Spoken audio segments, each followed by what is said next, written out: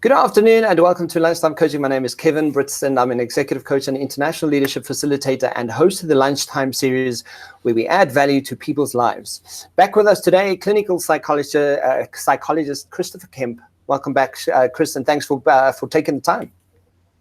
Thanks, Kevin. Yeah, thanks for having me as always. Yeah, so Chris, part of the theme that we've had in the last, I think it's about a month now already, we've been chatting about mental health, and obviously we want to be able to share this as much as possible.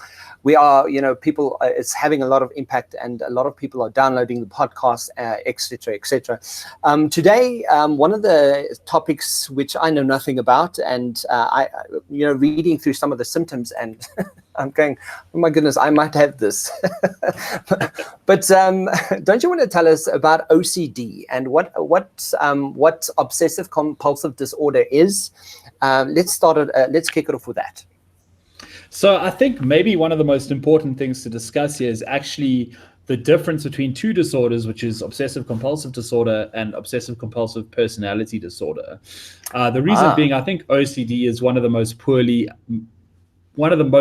understood disorders. And, it's become sort of common lingo for people to say, oh, I'm so OCD and things like that when they have to have their socks arranged by colors and things like that. But yeah, that is much more in line with what we would call obsessive compulsive personality disorder.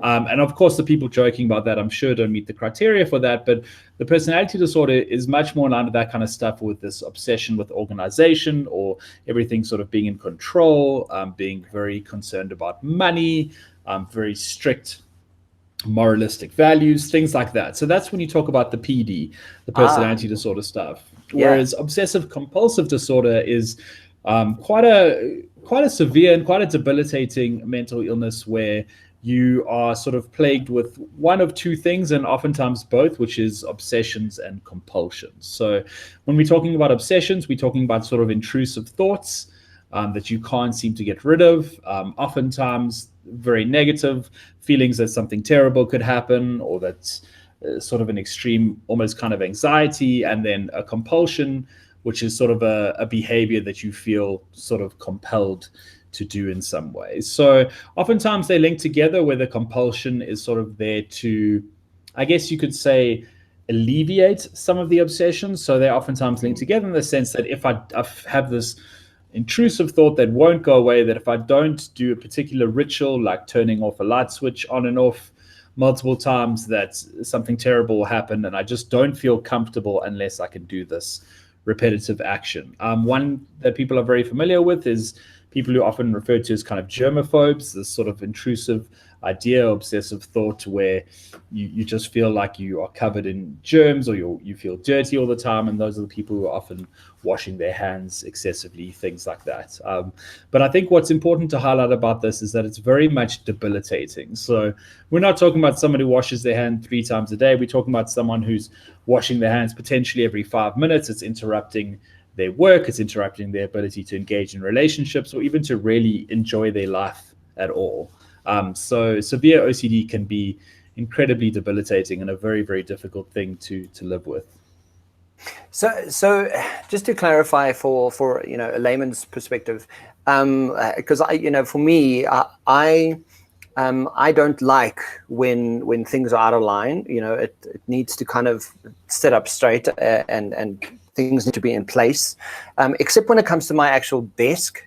But I'll have one of the things I just thought of is, and I don't know if this sort of is the PD or the OCD, but I have a very strange routine where I don't settle down in bed, and I do it about 7 times. So, is that what is that? I'll go to bed and I'll lie in bed and think, okay, cool, I'm about to settle down. I'm just like, oh no, I've got to go and get this, and I go fetch a bottle of water, and I don't get there just prepared with everything I'm gonna, Is that the PD or is that the OCD? I guess a symptom like that would probably be more in line with sort of what I would call regular OCD, if I can call it that. Okay. Just to distinguish. But yeah, certainly not too disruptive to your life. Generally, when you're talking about any kind of mental illness, part of the criteria is that it's impacting your ability to function or to live your life in some kind of way. So a lot of mental illness, you're talking about something that a lot of people might be familiar with. The obvious choices here are stuff like depression or anxiety. We have all felt sad and we've all felt anxious. But when you're talking about clinical disorders, that is sort of ramped up to a level where now it's interfering with your ability to function. And that's where it crosses that threshold into a mental illness. So the same with the OCD stuff. A lot of us do have intrusive thoughts. Intrusive thoughts are sort of a common phenomenon. And quite a strange one that we often think, where the hell did this idea come from, or something that we can't kind of shake. But when you're talking about OCD, it's sort of ramped up to a particular level. I think it's easy to get confused here because some people are superstitious, and that can sort of feel like that, where that whole thing where the classic example of spilling salt and throwing it over your shoulder or something like that. There's lots of silly things that we all do, and it's important to not feel like you need to go and see a psychiatrist just because you engage in some activity that feels like a little bit off to you or a little bit silly. It's more like, is this really negatively impacting your life? So, Chris, just listening to what you're saying is one of the things that very often come up, and I see it in coaching clients as well, is it very often ties to certainty. When people have a certainty about something, they feel like they function better. Can someone have symptoms of OCD or actually be diagnosed with OCD based on the fact that they're just trying to create a whole bunch of certainty for them, or is there something that's like chemically not happening for them, or how closely are those two things related? So OCD is not necessarily something that responds particularly well to medication. It is often a sort of a therapeutic process. And I feel like there's sort of two ways to approach it. There's one where there's some sort of basis to these thoughts or compulsions that you have that may be linked to some sort of traumatic experience or something that you've been through, and there you can sort of try and use therapy to uncover that. And others are more sort of symptom targeted, where you sort of take, quite common is a CBT kind of approach, where you're simply trying to remove the intrusive thoughts, trying to gain control of the way you sort of think about these things. And that's where CBT can be very helpful in sort of practical exercises, in sort of trying to regain control of this kind of stuff. So I guess it's not a very clear answer to your question. Sorry, Gavin, because I guess the answer is kind of it depends. But I would say that it's not necessarily something that is medicated effectively.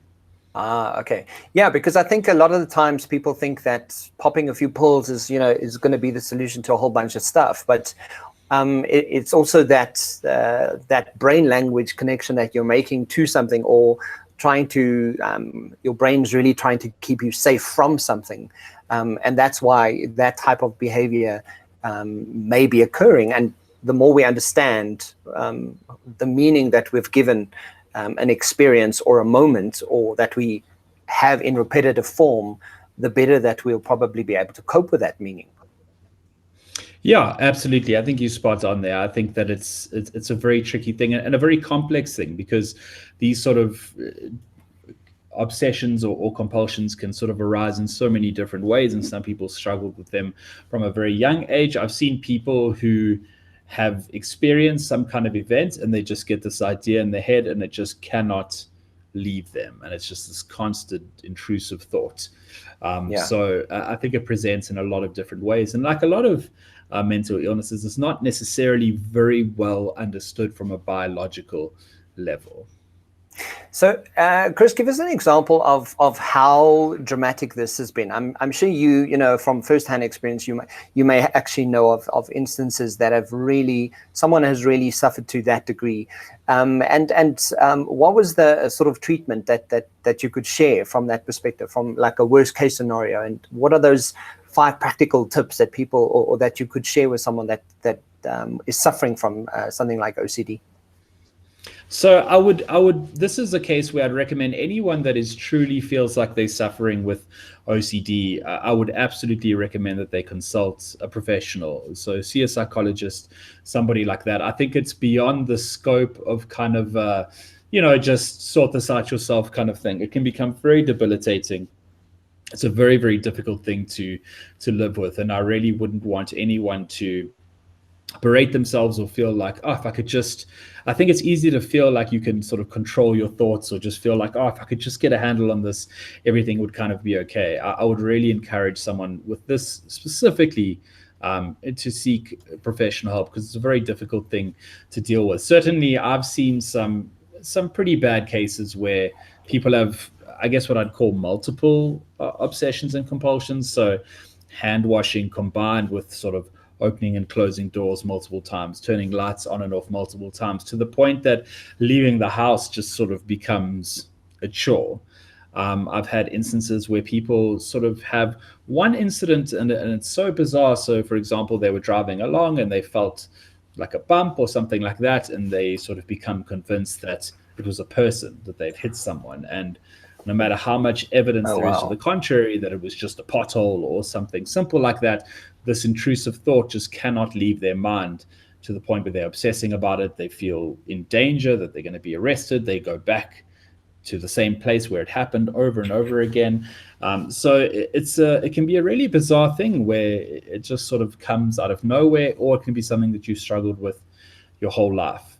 So yeah, like I say, certainly something that you would want to address. And I think something that responds quite well to sort of a CBT sort of focused kind of approach a large amount of the time, to try and help you contain those sort of thoughts and feelings. You've got to sort of argue with yourself to some extent in terms of what the evidence is for what you're feeling, and to try and take a step back and sort of try and think about it in a more sort of rational, logical way. But it's not as easy as it sounds a lot of the time. So in terms of the symptoms that I can start paying attention to, for me to be able to say, oh, okay, yeah, maybe I should actually pick up the phone and give you a call.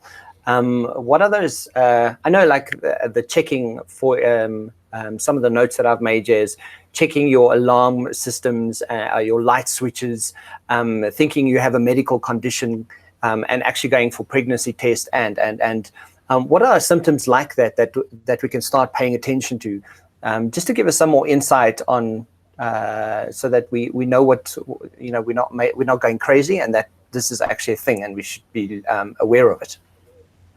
So I think you're 100% right in the way you describe that. You can see how varied these symptoms can be. Yeah. So I think as almost a catch-all, I would want to say, if you feel like you are needing to sort of confirm things for yourself, or obsessing about things that are beyond kind of a reasonable level, beyond what the evidence sort of shows, we've all had that experience of feeling like, oh, did I lock the door? Let me check. Once you checking if you've locked the door multiple times, like that you've just checked it, but you feel like you have to go back again and check it, and again and again. Or, oftentimes a lot of these anxieties can come around stuff like physical safety. That's why you get alarm systems, door locking. Did I leave the oven on? Do I need to wash my hands again? All that kind of stuff. It often feels like a threat to yourself in some ways. So I think it's for you to sort of decide, does something feel quite unreasonable to you? Are you sort of having these same thoughts over and over, and no matter how much you have evidence in front of you that points to the opposite, that you're still obsessing about it, that you are still thinking, but what if I didn't? But what if I didn't? And most importantly, again, I can't highlight this enough, that it's having a negative impact on your life. Yeah. As soon as you're late for work because you had to check the door 20 times, or something like that, that's when you have to say, okay, something here is not off. Okay. Yeah. Yeah, and that's what happens. People drive out of their driveway, they go to work, and then they think, but did I lock the door? And they come back and they check it again. And it sounds absurd and it sounds comical, but it's 100% a lot of people's lived experience. And you can imagine how awful that actually is when and you tell yourself, okay, Chris, I'm locking the door. It's done. I know it's locked. You get in your car and this thought won't go away, but did I actually lock it? And you have to go back again and again and again. So yeah, like I said, it's an awful thing, and I think that's why people get upset when people joke about it and say, "Oh, I'm so OCD." And I think that distinction between OCPD and OCD is something that's quite important in terms of Yeah. being aware of what OCD actually means. Yeah. So, one of the interesting things that I've recently been learning more about is there's a neuroscientist, he's Dr. Andrew Huberman. He also speaks about how we can actually start enabling behavior a little bit better. And one of the things that he speaks about is to start with the behavior, because your brain's eventually going to get on board with what is this new behavior thing you're doing? Is that a practical way of taking care of something like OCD? Like you're saying, it's not exactly something you can just medicate and hopefully this changes. How do we take that intrusive thought and kind of go, okay, cool, how do I practically do something to start creating a bit of a new conversation for myself? Is it a case of really creating a whole identity around shifting this? Give us just five, maybe 3 or 5 practical tips that we can sort of use to kind of go, well, I need to start changing a bit of behavior. And the better I get at doing this, or even just understanding how to do it, the better I'm empowering myself to get a handle on this.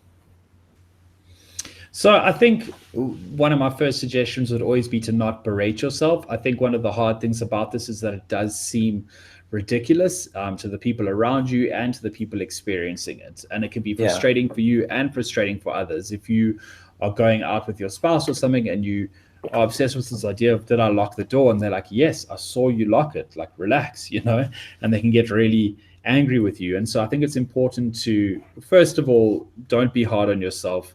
Consider that this may be a sort of intrusive, irrational thought, especially if it starts happening consistently, and to make your loved ones aware of it as well. You want to be supported in this and not criticized, if I can put it that way.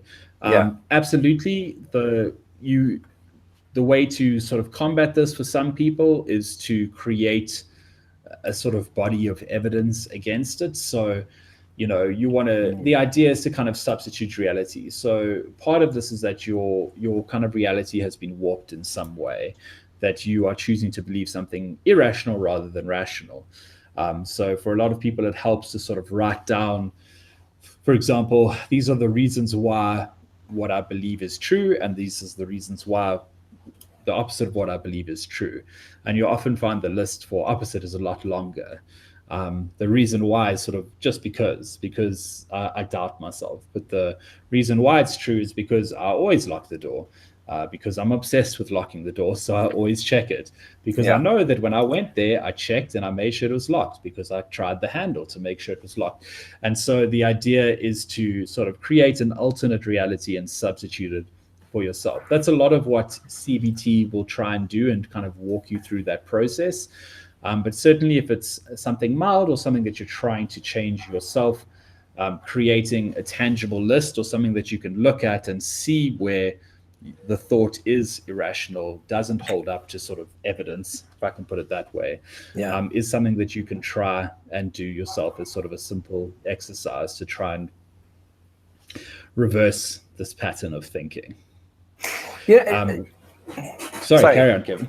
No, one of the things that, just thinking back on all the conversations we've had, and we've chatted about mental health, we've chatted about depression, we've chatted about suicide, and a number of things, a number of themes that come up every time we do talk is that there are practical steps that we can take around our health as a general rule, and I think it almost makes it sound too simple. When you say, well, why not just make sure that you have a healthy diet that you follow? Why not make sure that you are picking up the phone and connecting with someone?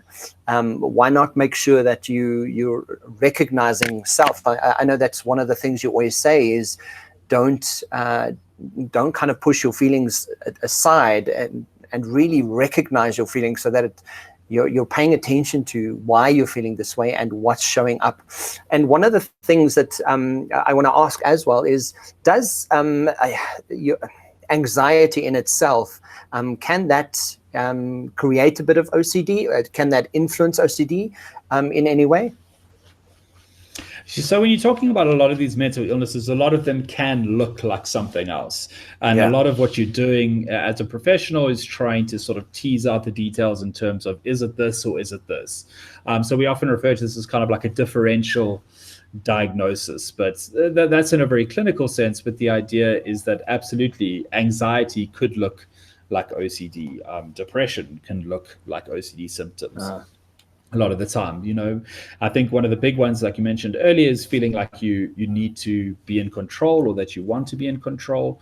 And when people feel out of control, they try and exert control in ways in their life that make them feel more in control. And sometimes this is stuff that is very, very practical, or sort of, some people respond to stress or anxiety by reorganizing everything in their house, or things like that. So it can be a little bit confusing, I think. But you're absolutely correct in that, in general, you want to be looking after your mental health. So recognizing, am I burnt out?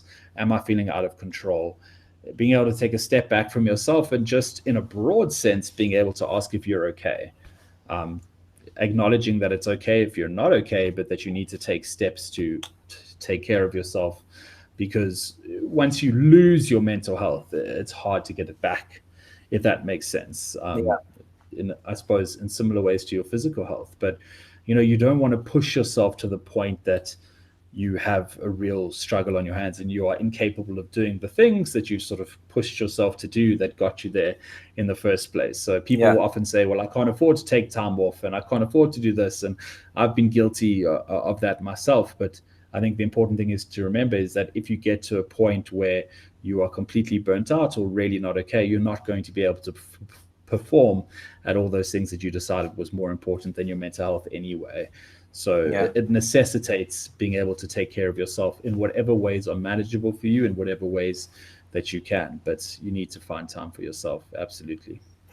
In terms of, it's not the list of questions, but I'm just, from your insights and experience, as a business owner or a corporate out there today, if someone there is listening to this, what advice do you give the manager or the managing director to help people who have OCD? Because, OCD, I know I have a friend that, he has to put the lights on and off, I think 7 times before he is done putting the lights on and off.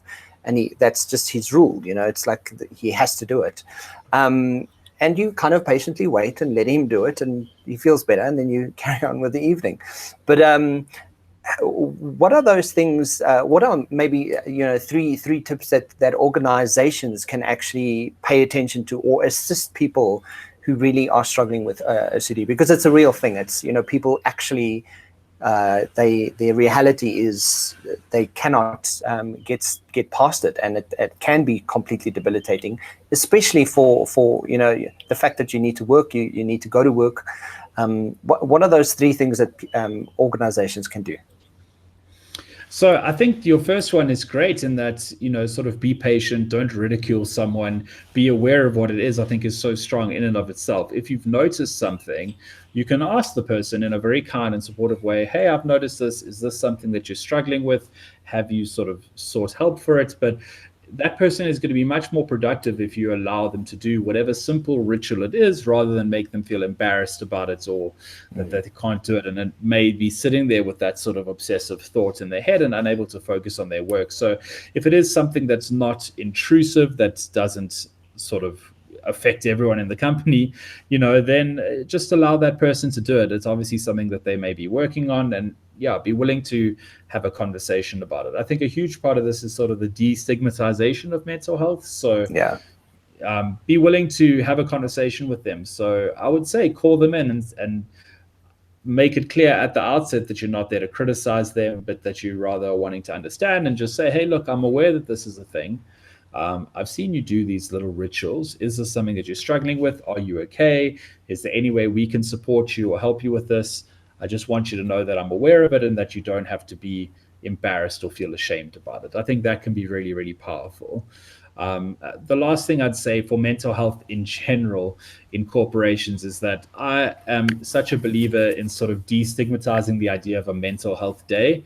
I think it's terrible that people have to say they have the flu or say that they're sick when really they just feel completely burnt out and need a day to themselves. And I think it happens all the time. I think people have stomach bugs all the time, and flu or whatever all the time, and really they're just not okay. So I think it'd be great to be the boss who says upfront, guys, if you need a mental health day, just tell me that. Just say, I'm burnt out, I'm not okay, I'm taking this day for me. And of course, it's open for abuse. And of course, it's something that needs to be managed. That yes, if someone is taking 6 mental health days a month, there's a problem, right?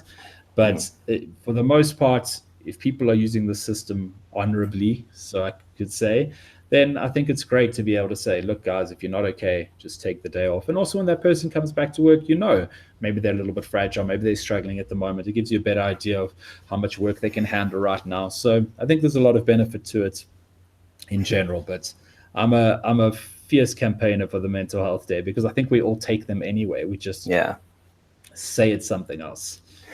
Yeah, I was chatting to a colleague recently, and one of the things that she was mentioning, it was like, she needed to get away. And 2 weeks ago, I remember just going, well, okay, I've just had enough of everything and everyone, and I literally need to just sleep. And I wanted to feel disconnected because I do the lunchtime series, and I'm so busy, and I'm speaking to loads of people all the time, and it's almost like you get to your nerve ending. But essentially, I just said to myself, I need a mental health day. I'm taking the afternoon off. I'm going to sleep. And, the next day I was like, okay, cool. That was exactly what I needed. I needed to just shut down. And, it's one of the things that I'm learning every time we talk is to really listen to myself. So, Chris, if we want to get hold of you and just maybe touch base and chat to you about something, where can we do that? Because essentially,